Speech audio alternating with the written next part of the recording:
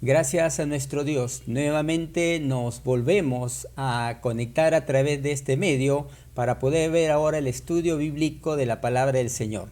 Hoy día vamos a estar tocando el libro de Malaquías.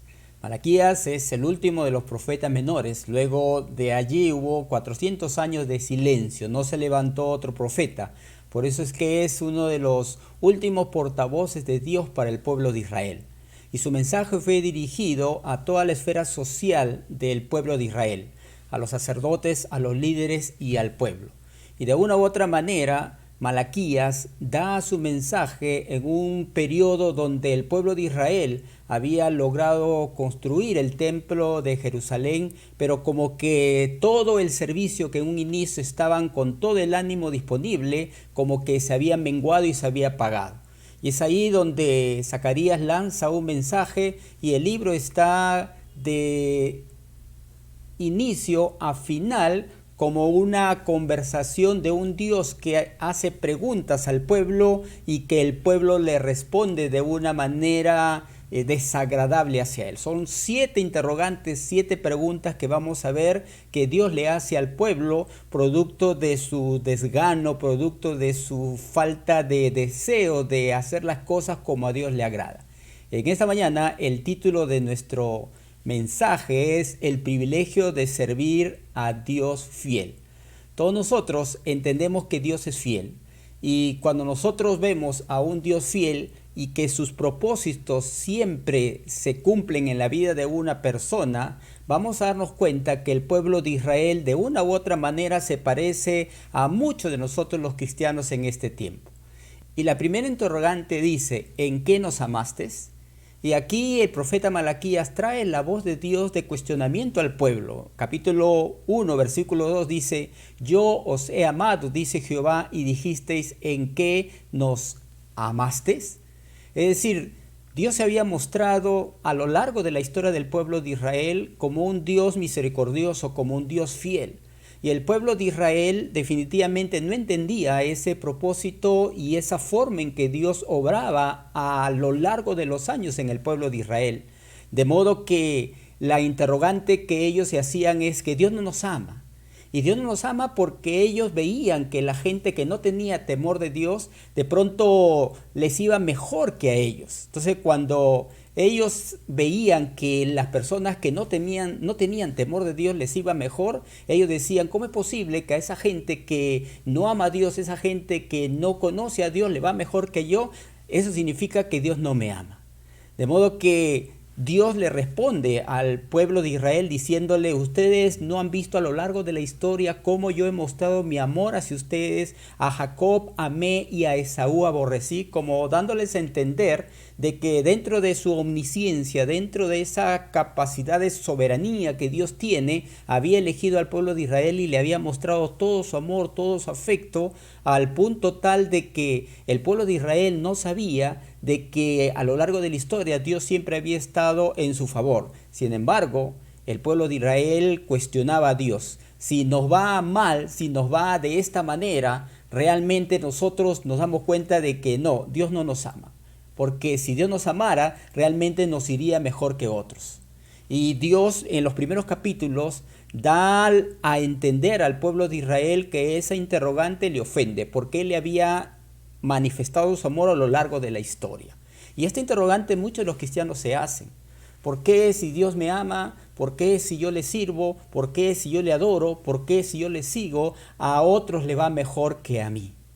Pero no nos damos cuenta de la manera en que Dios ha manifestado su amor hacia nosotros. Es más, cuando nosotros vamos al Nuevo Testamento, vamos a darnos cuenta de que Romanos 5:8 dice: mas Dios muestra su amor para con nosotros en que, siendo aún pecadores, Cristo murió por nosotros. Es decir, el amor de Dios no se manifiesta necesariamente en bienes, objetos o cosas de valor que de una u otra manera nos dan significación o nos dan un título o nos dan quizá una seguridad aparente en este tiempo.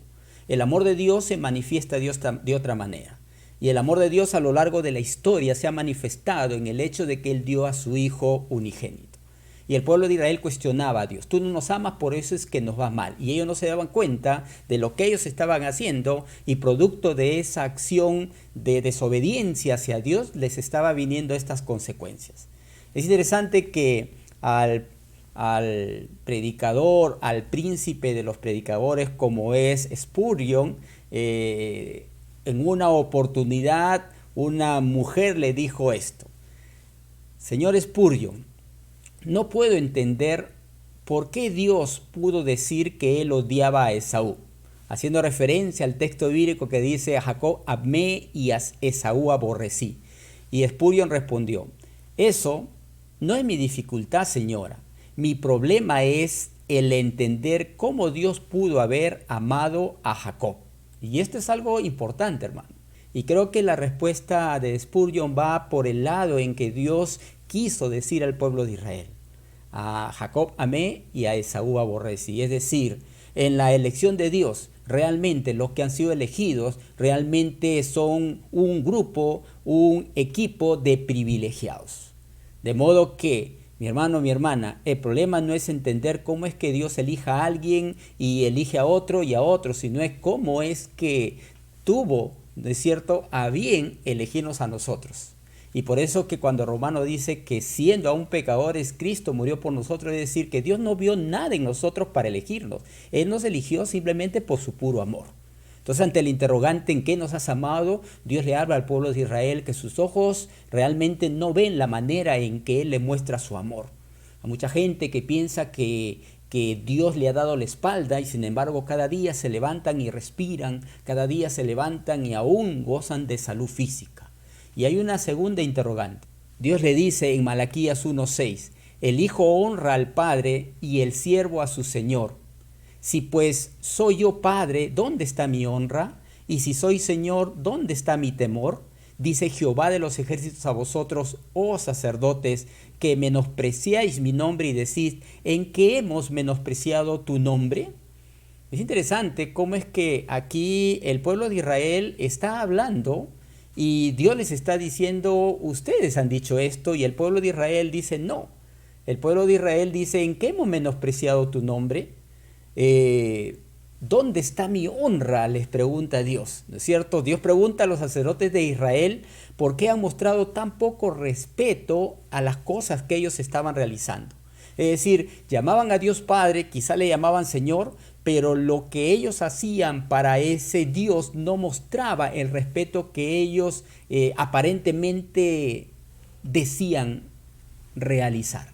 Los sacerdotes, de una u otra manera, cada día tenían el oficio de poder recibir las ofrendas del pueblo para luego sacrificarlas, y esa sean la forma en que aplacaban la ira de Dios cuando alguien había cometido un pecado. Pero los sacerdotes, dice la Escritura, que ofrecían pan inmundo, ofrecían animales que estaban ciegos, estaban cojos, estaban enfermos, de modo que eso era algo que en la ley Dios había establecido que no se debería hacer. Sin embargo, ellos se habían acostumbrado a hacer las cosas a su manera, se habían acostumbrado a hacer las cosas como les dé la gana y no cumplían los requisitos que Dios ya había dado acerca del servicio. Y cuando Dios les empieza a demandar que ellos estaban sirviendo mal, entonces que ellos a través de esos actos estaban menospreciando el nombre de Jehová, ellos decían, ¿en qué hemos menospreciado tu nombre? Y Dios les tiene que decir, ustedes han menospreciado mi nombre porque las cosas que están haciendo no lo están haciendo bien. Y este es un llamado de atención para las nuevas generaciones. Cuando nosotros hagamos algo para el Señor hay que hacerlo bien. No hay que hacerlo de acuerdo a tu manera, porque a ti te gusta, porque de repente te parece bien, sino debemos orar y que sea el Espíritu Santo guiándonos para poder hacer las cosas del Señor. Cuando nosotros vayamos a hacer algo para la iglesia del Señor, cuando vayamos a hacer algo para el servicio del Señor, pues debemos hacer lo mejor que podamos, manos limpias, corazón puro. A veces se nos da esa idea o se viene a nuestra mente esa idea de que así como antes creíamos de que podíamos agradar a Dios a través de nuestros actos buenos de cuando en cuando, creemos que ahora también lo podemos hacer. Y a veces decimos, voy a servir al Señor, vivo 40 días en desobediencia y 2, 3 días me dedico a servir al Señor y como que creo que eso ya de pronto aplaca la ira del Señor. Y no nos damos cuenta que a través de esos actos, ese acto de ofrecimiento es lo que Dios le estaba diciendo al pueblo de Israel que ellos habían presentado, ¿no? Más adelante dice pan inmundo, ¿no es cierto? Y es la tercera pregunta, la tercera interrogante, dice: ¿en qué te hemos deshonrado? Malaquías 1:7 dice: en que ofrecéis sobre mi altar pan inmundo, y dijisteis: ¿en qué te hemos deshonrado? En que pensáis que la mesa de Jehová es despreciable. Es decir, el grupo de sacerdotes, de pronto junto con todo el pueblo, cuestionaban el amor de Dios. Y Dios les habla de que su amor se había mostrado a través de la historia. El pueblo de Israel de pronto decía a Dios, ¿no es cierto?, ¿en qué hemos menospreciado tu nombre?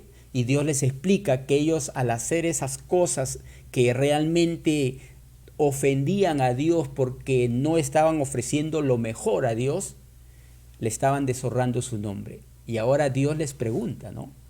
Tú dices, pueblo de Israel, que lo que haces está bien, y yo te digo que tú estás deshonrando mi nombre, y luego me preguntas: ¿en qué te hemos deshonrado?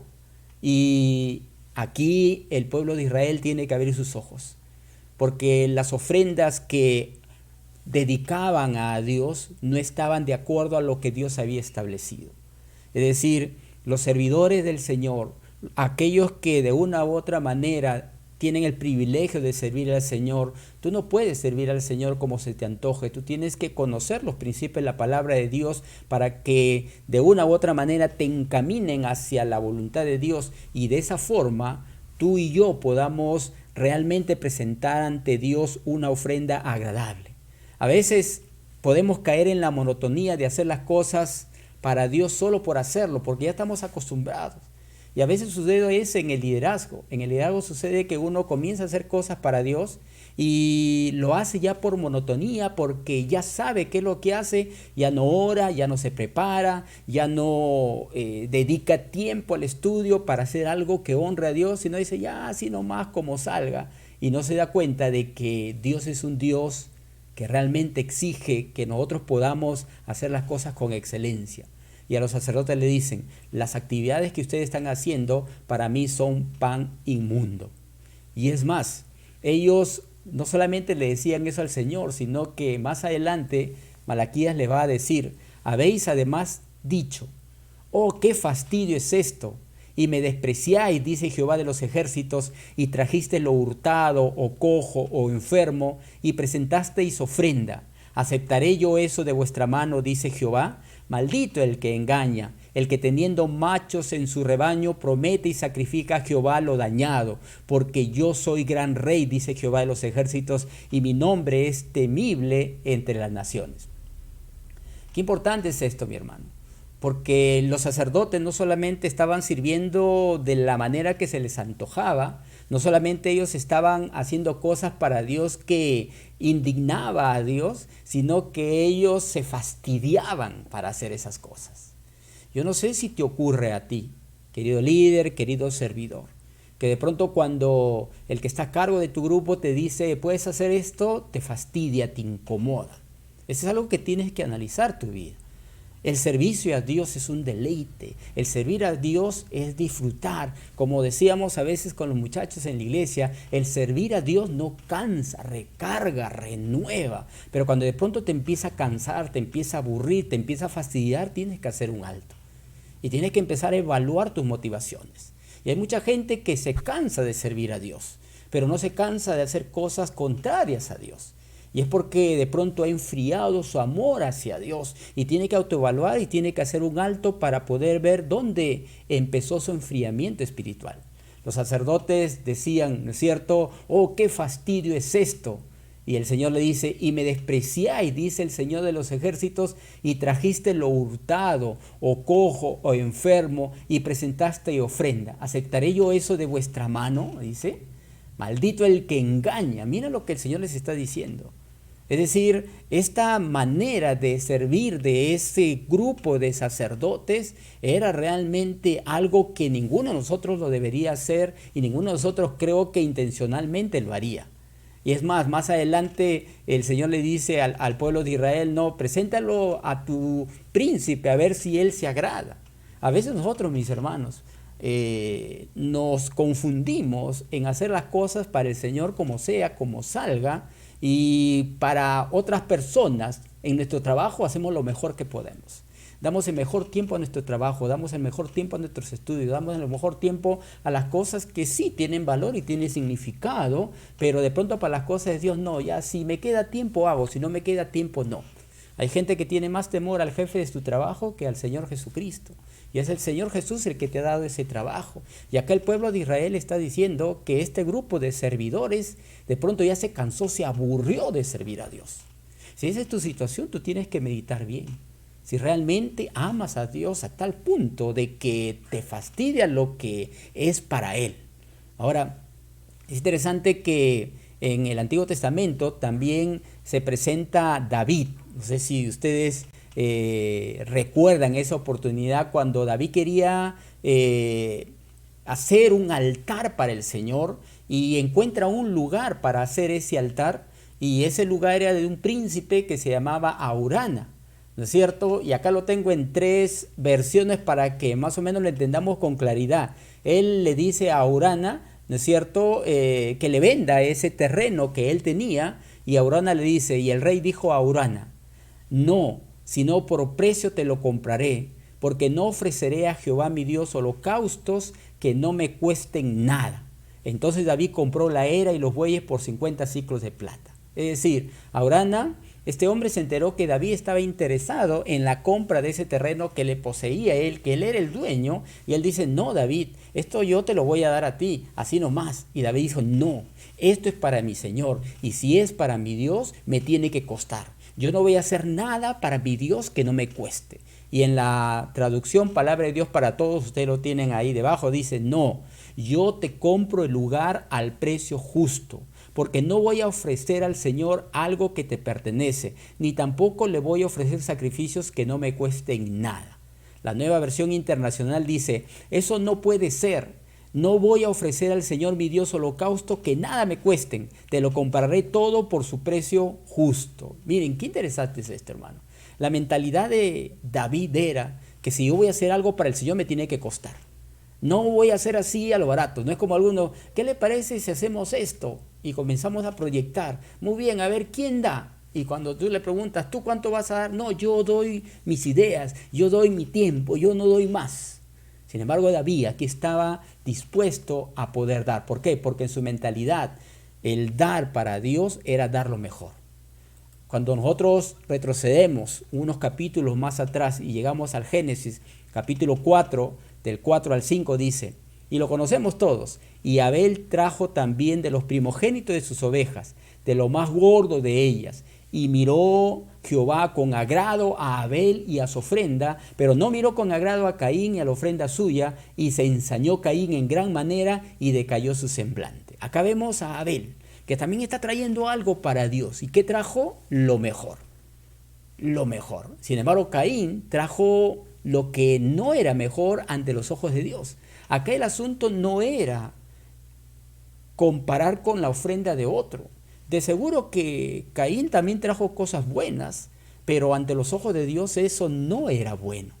Por eso es que cuando nosotros vemos acá cómo servían los sacerdotes, a ellos quizás a su punto de vista les parecía bien, pero ante los ojos de Dios no les parecían bien. Y viene la cuarta interrogante que Dios les hace al pueblo de Israel. Ustedes dicen, ¿en qué le hemos cansado? ¿Habéis hecho cansar a Jehová con vuestras palabras y decís, ¿en qué le hemos cansado? En que decís, cualquiera que hace mal agrada a Jehová, y en los tales se complace. O si no, ¿dónde está el Dios de justicia? Y nuevamente el pueblo de Israel, nuevamente primero dice, si Dios nos ama tanto, ¿por qué a ese que es impío, a ese que no es creyente le va mejor que yo? No, Dios no me ama, Dios es injusto. Y eso repetían al punto tal de que Dios les había dicho, estoy cansado de lo que están repitiendo a cada rato. Y ellos le preguntan, ¿en qué te hemos cansado? ¿No es cierto? Y qué importante es, mi hermano, poder también revisar otras versiones de la Biblia del mismo texto para que más o menos hallemos claridad. Miren, acá tengo 3 versiones diferentes y lo vamos a leer. La versión Palabra de Dios para Todos dice, porque está cansado de oírles decir que ante el Señor los malos son buenos y que Dios se sienta a gusto con ellos. Él también está harto de oírles preguntar, ¿dónde está el Dios de justicia? El pueblo de Israel decía, ¿no es cierto? Los malos realmente, ¿no es cierto? Los malos pueden hacer lo que quieran y Dios no hace nada. La versión Nueva Traducción Viviente dice, en la parte de abajo, lo cansaron diciendo que todos los que hacen el mal son buenos a los ojos del Señor, y el que se agrada de ellos. Lo han fatigado al preguntar, ¿dónde está el Dios de justicia? Y la traducción del lenguaje actual dice, nuestro Dios ya está cansado de sus quejas, y lo cansan cuando dicen que Dios no es justo porque ve con buenos ojos a los malvados. Es decir, ellos en su mente todavía no veían las cosas buenas que Dios hacía para ellos. Ellos veían cómo la gente impía, la gente mala, hacía cosas que ante los ojos de ellos, ¿no es cierto?, era beneficio personal y decían, Dios es injusto, Dios es injusto. ¿Dónde está el Dios de justicia? Porque ellos se comparaban a ellos mismos con otros. Ellos pensaban que era injusto de parte de Dios el bendecir a otro y no a ellos. Es interesante que muchas veces, hermano, en la mente de muchos creyentes pasa, ¿no? ¿Cómo es posible que a ese inmundo, a ese no creyente o a ese vecino que no adora a Dios, no hace todas las cosas que yo hago, le va mejor que yo? Y no vemos las cosas que Dios está haciendo por nosotros. Y luego Dios les sigue hablando, Dios les habla y le da otra interrogante. La quinta dice, ¿en qué hemos de volvernos?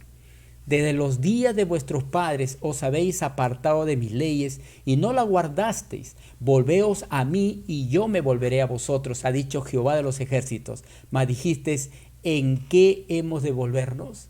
Es decir, frente a todas estas interrogantes que el pueblo cuestionaba el actuar de Dios, Dios le dice, muy bien, yo ya les he dicho que ustedes se vuelvan a mí.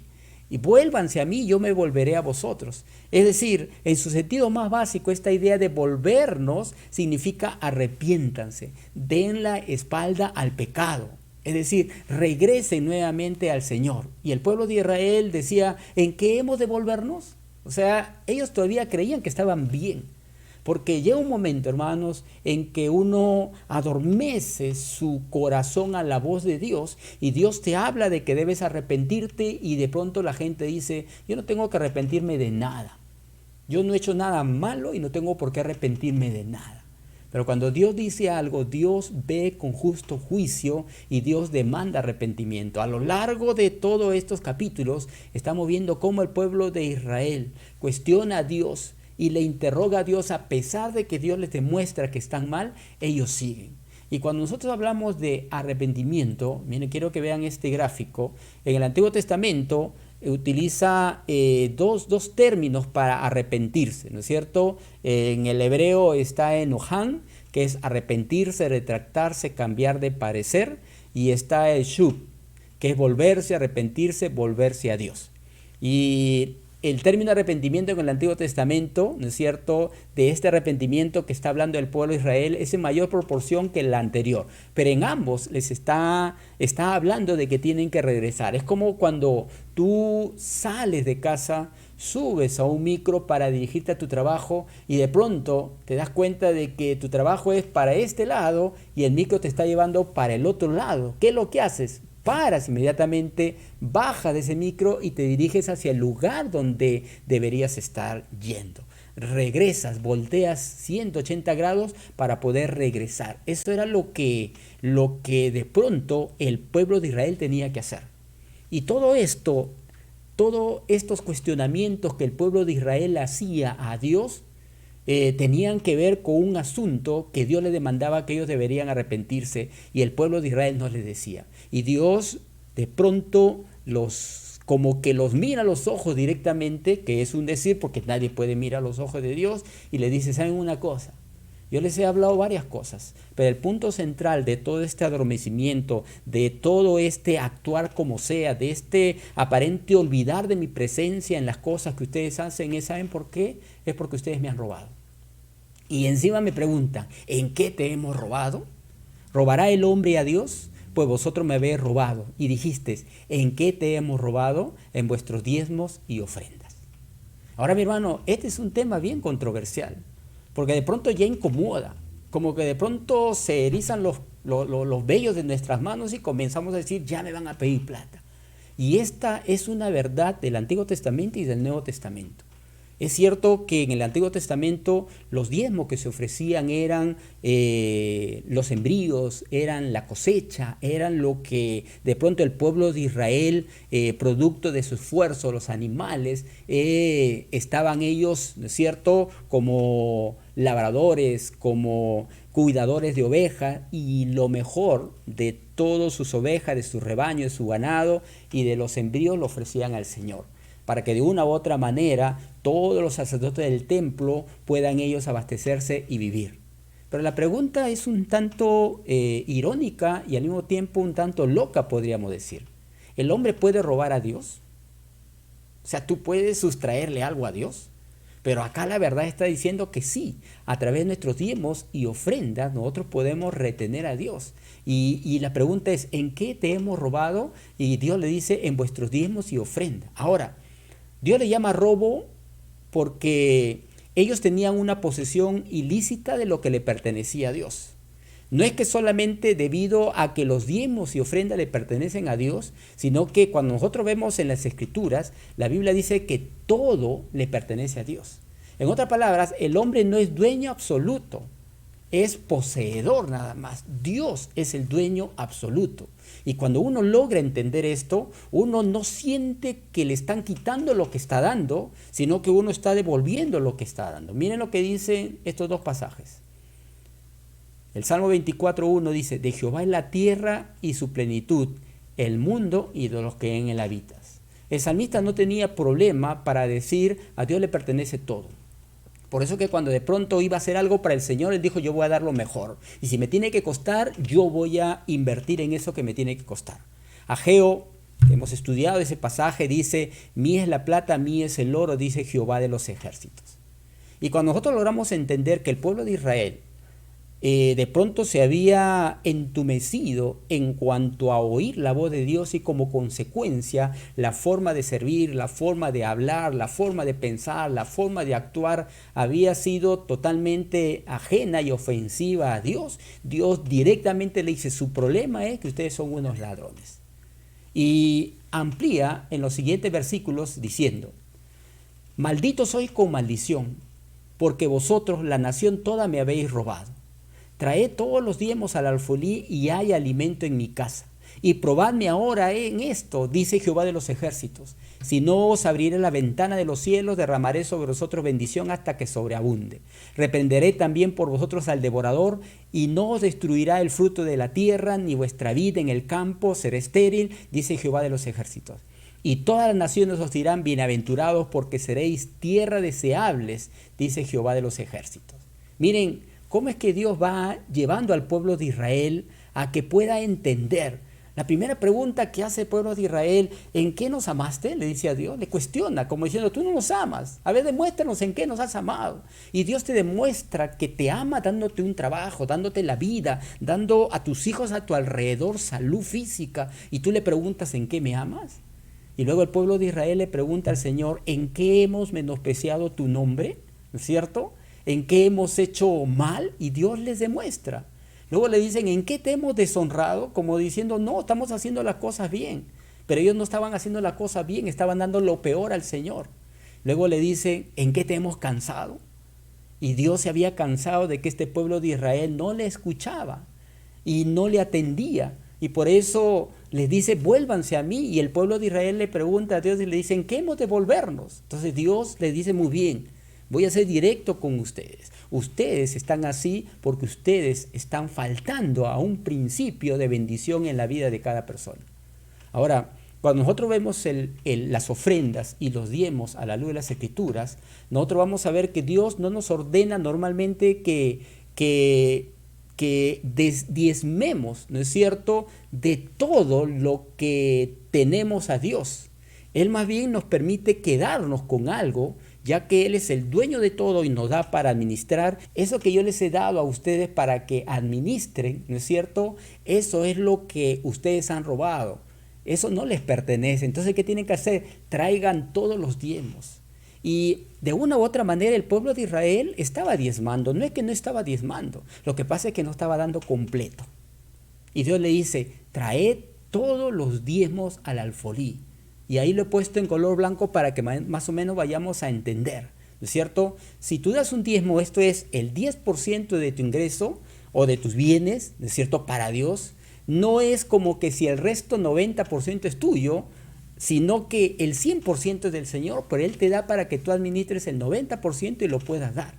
Ahora hay mucha controversia en esto porque algunos dicen, sí, pero ese es del Antiguo Testamento y nosotros ya no estamos bajo la ley, sino estamos bajo la gracia. Y es interesante que la ley empieza en Moisés y Dios comienza a establecer las leyes que el pueblo de Israel debe obedecer para poder agradar a Dios.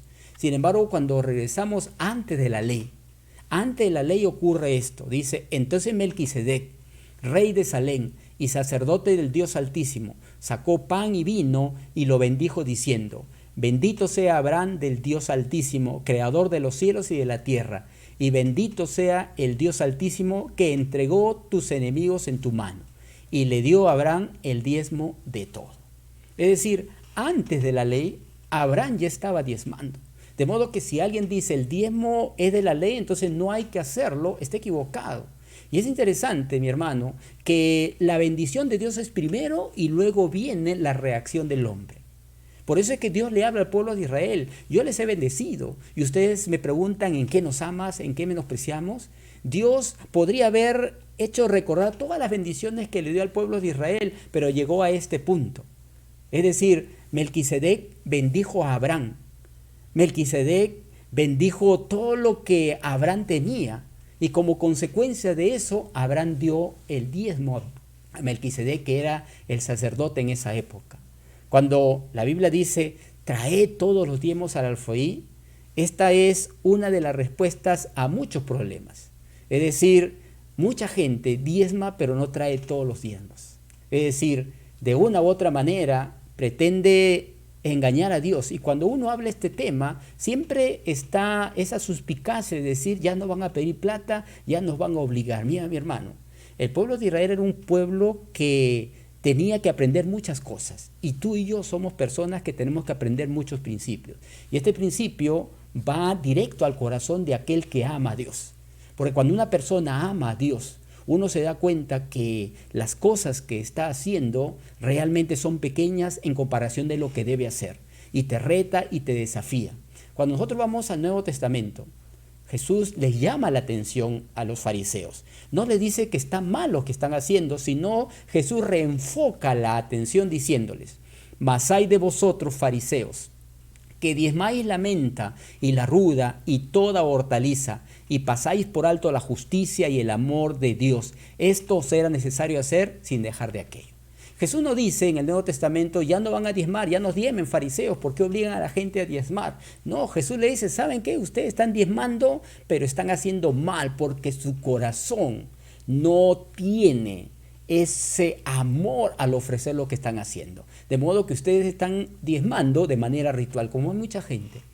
Cree que es un negocio, yo diezmo para que me vaya bien, yo ofrendo para que me vaya bien. Si no diezmo, si no ofrendan, no me va bien. Pues es al revés. Es la bendición de Dios que viene a tu vida y que ya lo has recibido a través de Cristo, que te vuelve de una u otra manera en un hombre generoso. Por eso Pablo amplía esta forma de que nosotros debemos ofrendar y diezmar. No hay en el Nuevo Testamento ninguna prohibición para el diezmo. En el Nuevo Testamento no vas a encontrar ninguna prohibición diciendo no deben diezmar. Y lo mismo, no debemos, ¿no es cierto?, estar obligados a diezmar. No hay ni lo uno ni lo otro, pero sí nos enseña la forma en que debemos hacer. Porque ya el pueblo de Israel tenía entendido lo que era el diezmo y la ofrenda. Entonces lo que tenía que hacer era reorientar ese acto hacia una motivación que glorifique a Dios. Y cuando nosotros vamos a este pasaje bíblico, mira, dice, en cuanto a la ofrenda para los santos, Pablo sabía muy bien que tenía un propósito el hecho de ofrendar y diezmar. Haced vosotros también de la manera que ordené en las iglesias de Galacia. O sea, esta era una forma de enseñanza de Pablo. Dice, cada primer día de la semana, cada uno de vosotros ponga aparte algo, según haya prosperado, guardándolo, para que cuando yo llegue no se recojan entonces ofrendas, y cuando haya llegado a quienes hubiese designado por carta, a estos enviará para que lleven vuestro donativo a Jerusalén. Y si fuere propio que yo también vaya, irán conmigo. Qué interesante, mi hermano. Pablo acá nos está diciendo que nosotros debemos aprender a diezmar y ofrendar. Y si tú quieres enfocarlo de ofrenda, muy bien. Y en la Biblia la ofrenda siempre es mayor que el diezmo. El diezmo es el 10%. Cuando tú haces un estudio del Antiguo Testamento de lo que era la ofrenda, las ofrendas en el Antiguo Testamento era aproximadamente el 30% de lo que recibían como bendición de Dios. Y por eso que la polémica entre diezmo y ofrenda no debe haber en un corazón dadivoso, en un corazón agradecido, en un corazón que ama a Dios. Y Pablo les enseña que deben hacerlo de manera periódica, planeada, proporcional y en privado. Y ahí lo tienes tú. Dice cada primer día de la semana. Si tú agarras tu calendario te vas a dar cuenta el primer día de la semana es el día domingo. Pablo está enseñando muy bien, separa, dice. Y lo está haciendo cada uno de vosotros. Porque este es un asunto individual. No es un asunto de que de pronto yo lo hago y no le enseño a mis hijos, no le enseño a mis hijas. Este es un asunto de manera personal. Dice, cada uno de vosotros ponga algo aparte. ¿Qué significa? De que tú ya debes separarlo. En tu manera de administrar, tú tienes todos tus gastos. Tienes tu gasto de luz, de agua, de comida, de viajes, tienes tus gastos de medicina, tienes tus gastos de ropa, tienes tus gastos de luz, de agua. Y allí entre tus gastos tú separas una ofrenda para el Señor. ¿Y sabes lo que dice Pablo? Según haya prosperado. Y aquí está la gracia del dar. Según haya prosperado. Porque no todos son hábiles para poder emprender algo que dé fruto, de modo de que tu comodidad sea diferente a otros. Algunos por sus estudios, Dios les lleva a ganar un poco más. Algunos por diferentes razones no han podido estudiar y su ganancia no es igual. Algunos por su esfuerzo y por su trabajo rudo y fuerte ganan una suma de cantidad de dinero más que otro que está aprendiendo y está recién iniciando su trabajo. Un maestro albañil no va a ganar igual que un operario. Un profesor no va a ganar igual que aquella persona que está haciendo un trabajo de apoyarle dentro de un aula de clase. Entonces Pablo está diciendo, según haya prosperado. Es decir, tú sabes cuánto te está bendiciendo el Señor. Y según lo que tú ves la bendición del Señor, tú lo separes. Dice guardándolo. Y comienza Pablo a describir ahí la forma. Entonces Dios comienza a ordenar al pueblo de Israel este asunto de que ellos en el fondo de su corazón están haciendo las cosas a su manera y no a la manera de que Dios quiere. Y encima le cuestionan a Dios. Y quizás si podríamos agregar ahí, algunos estarían diciendo, pero ¿dónde voy a dar si no me alcanza? Has administrado mal y estás tan endeudado que tú dices, ¿para qué voy a dar a Dios si tengo que pagar mi deuda? Es porque administraste mal. Es porque necesitas asesoría. Entonces, ¿por qué le voy a preguntar a Él si no sabe nada? Y de pronto cuando ya estás ahogado en 3, 4 deudas y no sabes cómo salir, recién quieres que Dios te ayude a salir. Es como aquel enfermo que va al médico, ¿no es cierto?, cuando ya tiene muchas enfermedades. Y muchas veces el médico le dice, pero Señor, ¿por qué no vino cuando empezó a sentir los primeros síntomas? No es que yo podía manejar, no era tan fuerte. El Señor es un Dios de amor y te muestra esta verdad para que de una u otra manera nosotros podamos entender, mi hermano, porque todo esto nos lleva a que nosotros podamos entender que hay un privilegio en servir a Dios. Porque luego, como última interrogante, Dios le habla al pueblo de Israel porque después de tantas, ¿no es cierto?, por tantas preguntas que Dios le hace al pueblo producto de la actitud, Dios le dice al pueblo de Israel, ¿no? Vuestras palabras contra mí han sido violentas, dice Jehová, y dijiste, ¿qué hemos hablado contra ti? Dios le está hablando al pueblo de Israel. Dios les está diciendo, ustedes han hablado de manera violenta hacia mí. Ustedes han renegado contra mí. Ustedes cuestionan mi amor, cuestionan mi provisión, cuestionan mi sanidad. Ustedes han sido violentos para mí y encima preguntan, ¿en qué hemos hablado mal? ¿En qué hemos hablado mal? Y miren, a manera de conclusión, mis hermanos, lo que el pueblo de Israel hacía. Dice, entonces lo que temían a Jehová, ¿no es cierto?, hablaron cada uno a su compañero. Y Jehová escuchó y oyó y fue escrito libro de memoria delante de él para los que temen a Jehová y para los que piensan en su nombre. Y será para mí especial tesoro, ha dicho Jehová de los ejércitos, en el día en que yo actúe, y los perdonaré como el hombre que perdona a su hijo que le sirve. Entonces os volveréis y discerniréis la diferencia entre el justo y el malo, entre el que sirve a Dios y el que no sirve a Dios. Qué interesante, mi hermano. Cuando el pueblo de Israel de pronto decía, por demás es que sirvamos a Dios, ¿no es cierto? Como que al ver tantas injusticias ante sus ojos y no ver eso que sucedía a su alrededor desde la óptica de Dios, desde la perspectiva de Dios, ellos decían, por demás es servir al Señor. Por demás es servir al Señor. Y Dios les habló de esta manera y hubo un grupo. Y dice ahí el pasaje. Entonces lo que temían a Jehová, porque siempre hay un remanente fiel, hermanos. Siempre hay un grupo que teme al Señor. Y siempre hay un grupo, mi hermano, que lo único que cuestiona son sus cuestionamientos. Lo único que duda son sus dudas. Lo único que sabe es amar a Dios sobre todas las cosas. Es como aquella viuda pobre que dio todo lo que tenía, porque ella sabía de que ese Dios que le había dado ese centavo, ese Dios que le había dado esa pequeña dracma, ese Dios que le había dado esa pequeña moneda, era capaz de al día siguiente no matarla de hambre, le iba a dar. Por esa mujer agarró y dio todo lo que tenía, lo dio con amor, lo dio con ese deseo de saber de que yo le doy a Dios porque yo sé que mi vida no depende de esta moneda, mi vida no depende de lo que yo doy, sino mi vida depende del Dios de Abraham, de Isaac y de Jacob, y dio todo lo que tenía. Y esa gente que teme a Dios, dice, hablaron cada uno a su compañero. ¿Saben qué, hermanos? ¿Con quién hablas? A veces te encuentras con gente que ha sido muy herida por iglesias que roban a la gente. A veces te encuentras con gente muy herida que se ha encontrado con evangelio de la prosperidad y ha sido engañada y se ha autoengañado por mucho tiempo. Ellos dicen, cada uno habló con su compañero, como diciendo, sí, el Señor tiene razón, vamos a volvernos al Señor. Vamos a volver a servir a Dios con gozo. Vamos a volver a hacer las cosas como cuando recién conocimos al Señor. Y dice, y Jehová escuchó. Cuando tú decides, mi hermano, volverte, Dios te escucha.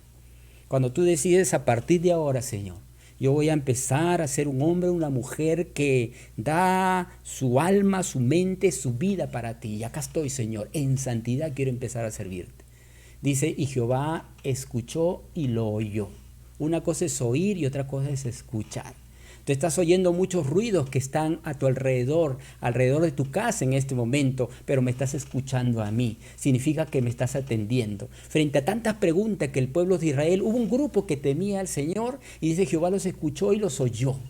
Y fue escrito libro de memoria delante de él para los que temen a Jehová. ¿Saben lo que es, hermano? Como que Dios escribió en un libro, muy bien, vamos a hacer un compromiso formal. Vamos a hacer, ¿no es cierto?, un compromiso entre tú y yo. Y dice, delante de él para los que temen y para los que piensan en su nombre. Miren, temen a Jehová y piensan en su nombre. El temor es lo que te mueve a ti a reverenciar todo lo que da la gloria a Dios. Y el pensar es lo que te mueve a actuar. Lo que tú piensas, eso es lo que tú haces. Tú no puedes hacer algo que tu mente no te ha ordenado hacer. Y el Señor dice, y serán para mí especial tesoro, ha dicho Jehová de los ejércitos, el día en que yo actúe y los perdonaré. Miren, acá está la gran promesa del Señor. Realmente, mi hermano, es un tremendo privilegio el poder servir al Señor. Es el privilegio de servir al Dios fiel, porque Dios es fiel. De modo que tú y yo, mi hermano, tenemos una sola vida para poder servir a Dios. Y dice, entonces os volveréis y discerniréis la diferencia entre el justo y el malo, entre el que sirve a Dios y el que no sirve a Dios. Es decir, una vez que tú te vuelves al Señor, Dios te da, mi hermano, esa capacidad para darte cuenta entre lo justo y lo malo, entre el que sirve a Dios y el que no le sirve. Tú te vas a dar cuenta, mi hermano, y no te vas a comparar y no vas a hacer competencia con el otro que sirve, la otra que sirve, sino tú te vas a dar cuenta, mi hermano, de que nuestro Dios es un Dios de poder. Y cuando uno entiende, mi hermano, que es un gozo servir a Cristo, tú vas a entender la letra de esta canción. Y quiero que escuches la letra de esta canción. Y que realmente si hay en tu corazón este deseo de cantarle al Señor, te invito a que lo cantes. Vamos a escuchar.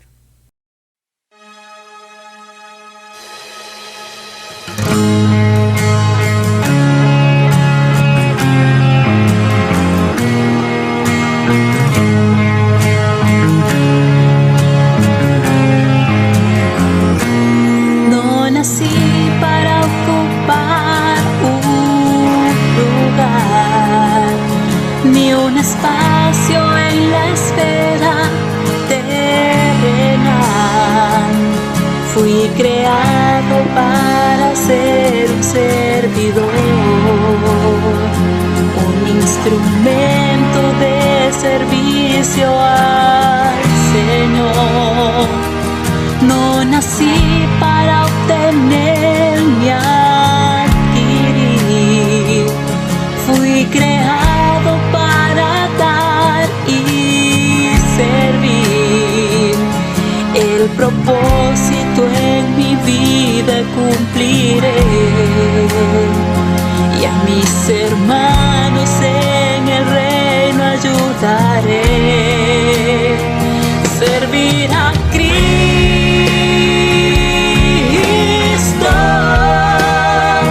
servir a Cristo,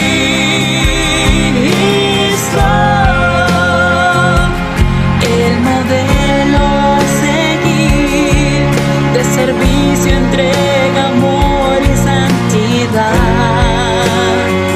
Grande es su bondad por Jesucristo,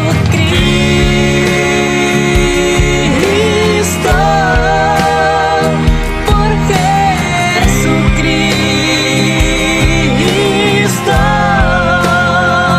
Vivir sirviendo a los demás, contribuyendo con los dones que Él me da.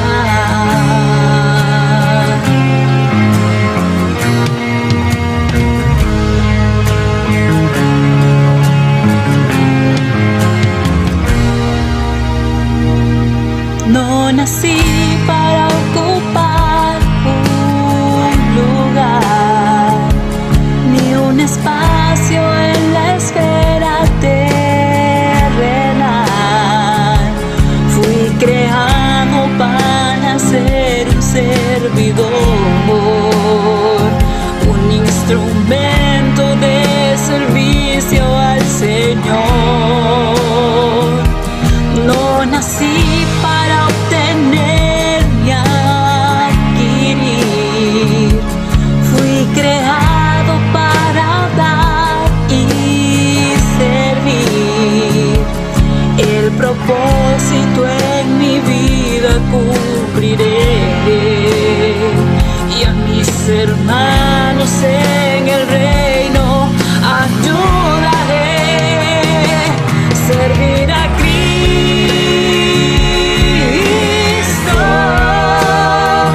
servir a Cristo,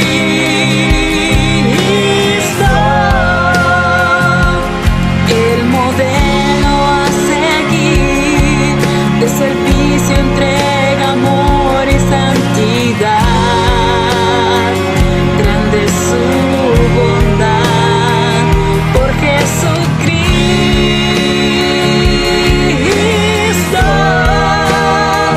por Jesucristo.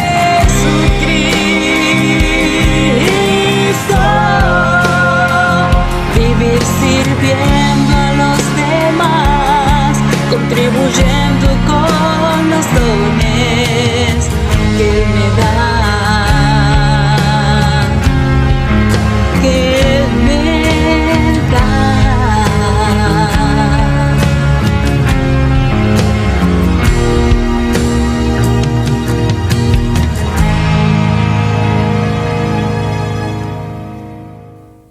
Esta canción nos invita a que nosotros nos demos cuenta que hemos sido creados para servir a Dios. Nosotros hemos nacido para ocupar un lugar especial. Y si tú estás en Manchay, porque Dios ha permitido que estés en Manchay. Has sido creado para ser un servidor del Rey de Reyes y del Señor de Señores. Y solo vas a hacer a lo bien. De modo que servir a Cristo, mi hermano, es el más grande privilegio que tú y yo podamos hacer. Pero el servir a Cristo implica una vida de obediencia, una vida de renuncia, una vida donde tú le dices, Señor, donde tú quieras, cuando tú quieras, y cualquiera sea la labor que tú me mandes, yo lo haré. Heme aquí, Señor, envíame a mí. ¿Estás dispuesto a hacerlo? ¿Estás dispuesto y dispuesta a decirle al Señor, Señor, quiero renovar mi compromiso contigo? Realmente quiero ver, Señor, que servirte a ti, servir al Dios fiel es un privilegio. Y decir, gracias Señor por este último libro del Antiguo Testamento, porque este libro me hace ver que mis interrogantes son respondidas en tu presencia y esta respuesta me lleva a servirte con todo mi corazón, servirte en el trabajo, servirte en la universidad, servirte en el colegio, servirte en el mercado, servirte en la calle, servir donde yo esté. Y donde yo esté voy a poner tu nombre muy en alto, voy a hacer un especial tesoro donde yo esté. ¿Qué te parece si oramos? Padre, en el nombre de Jesús te damos las gracias porque eres el Dios de Abraham, el Dios de Isaac, el Dios de Jacob. Te pedimos, Señor, de que tú puedas hacernos volver a ti y que todas las interrogantes que podamos haber tenido lo dejamos a tus pies y queremos abrir nuestros ojos para escucharte a ti y queremos saber elegir un compañero, una compañera para hablarle las cosas que te aman. Vamos a cerrar nuestros ojos a aquellos que nos hablan, que nos alejemos de ti. Cerrar nuestros oídos a aquellos que nos dicen, Señor, que estamos haciendo las cosas de una manera que no es la verdad. Vamos a abrir tu palabra y vamos a escucharte a ti.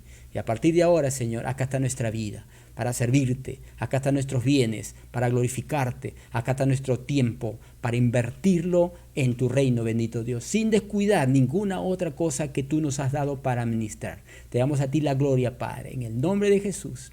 Amén y amén. Amén, mis hermanos. Qué bueno es cierto?, que nosotros podamos entender que nuestro Dios es un Dios de poder, que nuestro Dios es un Dios todopoderoso y que a lo mejor, mi hermano, nosotros cuando empecemos a mirar las cosas del Señor de una manera diferente, nos vamos a dar cuenta que es un privilegio servir a Dios fiel.